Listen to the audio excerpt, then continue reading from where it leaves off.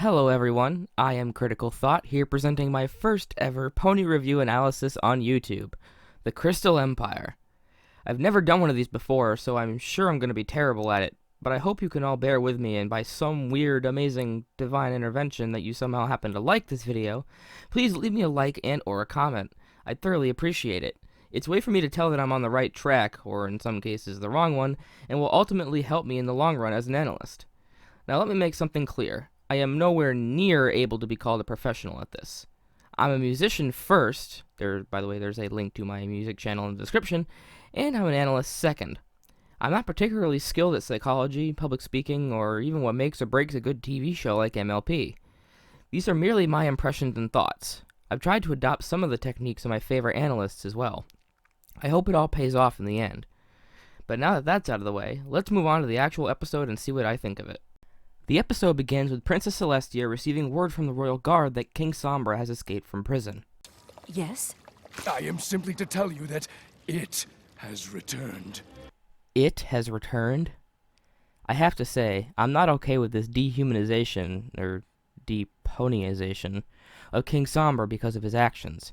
It's a bit of a faux pas in my eyes. I'm never comfortable under any circumstances to refer to someone with object pronouns just because of their crimes. However, this is all to add dramatic tension and pull the viewers into the story, so I guess I can give it a free pass. Twilight is freaking out, thinking that she will face some kind of massive test on all of her knowledge gained throughout the course of her time in Ponyville. A nice bit of minor continuity there, encompassing the entire series thus far. It's also good to see the frantic side of Twilight again, as I know a lot of fans connect with that aspect of her character. I have to say, the comedic bit where Twilight gets so mad that her house bursts out of the ground and into the air did make me chuckle a bit. It is a bit puzzling that Celestia tells Luna to stay behind with a reason so flat. Just because Shining Armor and Cadance are already there seems like a poor excuse to keep Luna out of the story to me. I know that Celestia is sending Twilight on this task because she wants to test her leadership abilities to see if she'll be worthy of her princess title and her alicorn upgrade at the end of the season, but in the wake of the dire circumstances, wouldn't it seem more helpful to have as much alicorn presence there as possible to fight off Sombra? It's a minor nitpick, but I just thought I'd address it. So once Twilight meets up with Celestia, the princess informs her about the urgent circumstances in the Crystal Empire, as well as the history of King Sombra via a magic flashback. Sadly, the Crystal Ponies scream, "Buy Hasbro's toys!" However, the Crystal Ponies, as far as marketing was concerned, never really took off beyond a few blind bag figures and packaging images during the airing of Season 3, so I'm grateful for that. It is a bit of a shame that we don't see much development from King Sombra in this premiere or in any other future episodes. He barely has any dialogue in this two-parter. I for one think that Sombra has an interesting aesthetic design, and if they had just fleshed out a little bit more of his character, I'm sure he would have been a fan favorite, leading many to want to buy as much merchandise of him as possible. Sure, the fans have helped with the lore of this character, but Hasbro and the fans could have had a mutually beneficial relationship if only the writers gave him a little bit more depth beyond the words crystal and slaves and his fascination with stairs. Then, suddenly... What is this? Dark magic? How can Celestia wield it? Who else has wielded it? What does it do? Gah, so many questions! I know some fans have speculated that dark magic like this is fueled by negative emotions. I for one agree with this theory, since it seems both Sombra, an evil-hearted dictator of sorts, seems to use it against the citizens of the Crystal Empire, and Celestia is able to use it just as she mentions hatred and fear taking hold, which leads me to believe she is purposely making herself feel these emotions to manifest the dark magic to showcase it to Twilight. I for one am excited to see what the fandom makes of this dark magic. Then we get our first song of the season, Twilight's Failure Success Ballad. I have to admit, when I first heard this song being previewed at Comic-Con, I wasn't really enjoying it. The lyrics were a little bit cringy at times, and some moments in the animation were a bit odd to me. However, listening to this song without the animation accompanying it over and over has made me appreciate it a bit more, and the lyrics that left a bad taste in my mouth after the first initial hearing don't seem as bad now when I hear this song in the episode again. It has made the entire piece as a whole seem better for me. It was good to see Jason Thiessen make a cameo here as the math professor that confirms Twilight's answer to the square root of 546 is in fact correct. She is correct. Kathy Westluck also did some amazing voice work in this scene too. My favorite part of this song though has to be the animation when Twilight is standing over the balcony.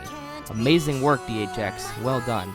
But no, I wasn't. Oh no, she wasn't. Oh no, I wasn't. Oh no, she wasn't. No, I wasn't prepared for this.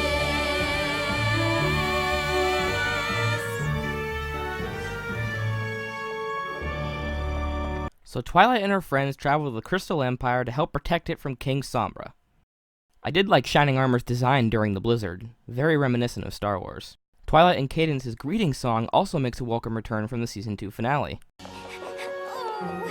Sunshine, sunshine, ladybugs awake. Clap your hooves and do a little shake. If I had to pick one piece of standout comedy from this episode, it would definitely have to be all of Rarity's reactions. All of them are truly great highlights from this premiere. After Twilight and her friends come up with no information on how to help the town from the residents of the Crystal Empire, Twilight and her friends go to the library where they find a book about the Crystal Fair, a yearly festival held by the Crystal Ponies to renew their sense of love and unity to protect the Empire. Then, following a brief scene where Twilight details her plan to Shining Armor, we get our next song of the premiere, Ballad of the Crystal Empire. This one is far better in my opinion than the Failure Success Ballad. My only complaint is that it's over a bit too quickly and was really rushed. Something tells me that Hasbro told Daniel Ingram that he needed a second song in the premiere, but with how much world building Megan McCarthy had done, there was barely any time for it. This didn't stop Daniel and Stefan from creating something amazing though. The lyrics of this song were memorable, the melody was pleasant, and it helped to easily deliver some exposition in a way that didn't seem forced into a musical number. It was all around enjoyable despite its short length. Definitely the best song in the premiere, and here's to hoping we get an official extended version somewhere in the future. We can save the crystal ponies with their history.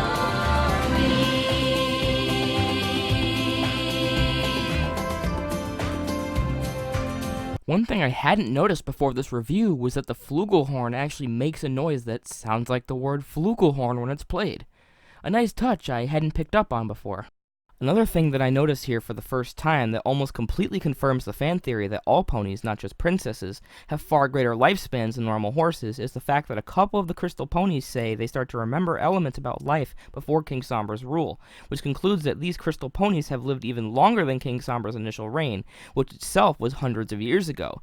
Of course, this kind of destroys my headcanon, but I'm glad to see the writers doing a bit more world building with this little tidbit of information. Despite the ponies' efforts to put on the best crystal fair that they can, they soon realize it's all useless unless they can find the actual crystal heart that once powered the nation's security measures, and that it's not just a decoration they can carve out of crystal. King Sombra does manage to seize a window of opportunity when Cadence's protection spell wears off for a moment. A piece of Sombra's horn lands inside the force field that is restored when Cadence regains a little bit of her strength. Throughout the second part of this two-parter, the piece of Sombra's horn entering the Empire allows him to slowly advance towards the castle as Twilight rushes to locate the Crystal Heart, and the main five try to keep the spirits of the Crystal Ponies high in order to power the heart when it arrives. We see another instance of dark magic being used, this time by Twilight. If my theories about dark magic being fueled by negative emotions is true, then this scene could still stand up on its own without any questions about the way the magic works or why Twilight knows it. She does say that Celestia taught it to her, which can still be true, but the lesson may not have been super profound. Celestia may have just said, just focus your strongest negative emotions into your magic to make this work. In my opinion, the scene where Rainbow and Fluttershy are jousting just paints Rainbow as a bit too insensitive and manipulative. Rainbow puts Flutters into a situation that she knows Flutters is uncomfortable with, and on top of it, tries to guilt-trip her into staying in that horrible situation. I think this scene would have worked better if Rainbow was paired with Applejack, while Rarity looked over the fake Crystal Heart and Fluttershy maintained the booth that Rarity was initially working at.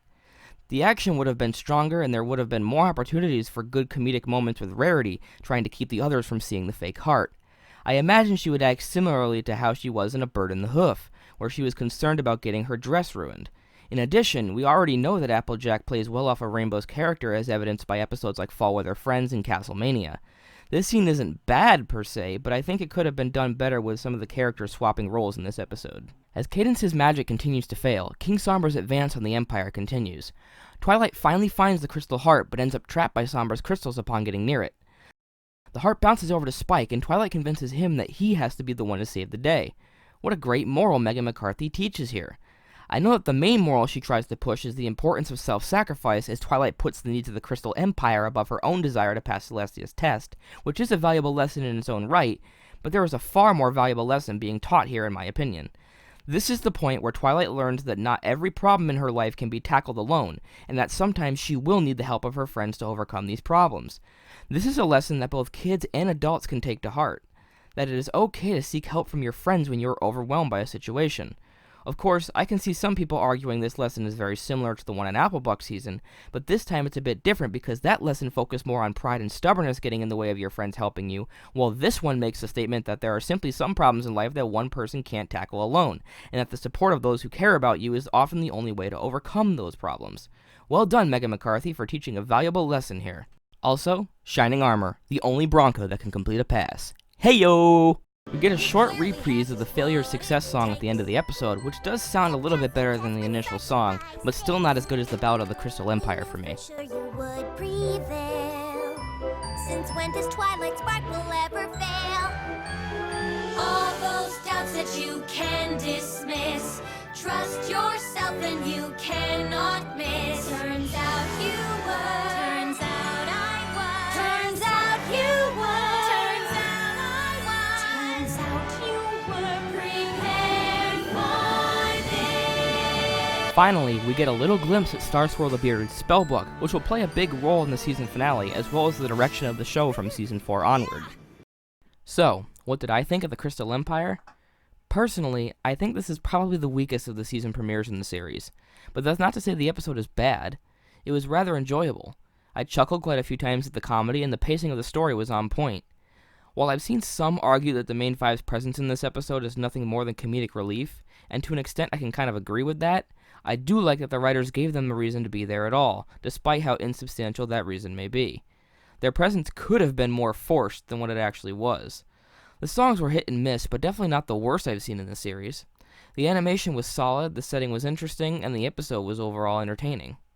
I like to rate episodes on a 3-tiered system of rewatch it, watch it once, or skip it. I'd say this one is one that you should watch it once. The story is definitely entertaining and has some standout moments, but nothing that will really want to make you come back for a second viewing. This episode takes you on a great and memorable journey, but doesn't wow you enough to make you want to take that journey again. As always, I'm Critical Thought, and I will catch you all in my next video. Never stop thinking critically.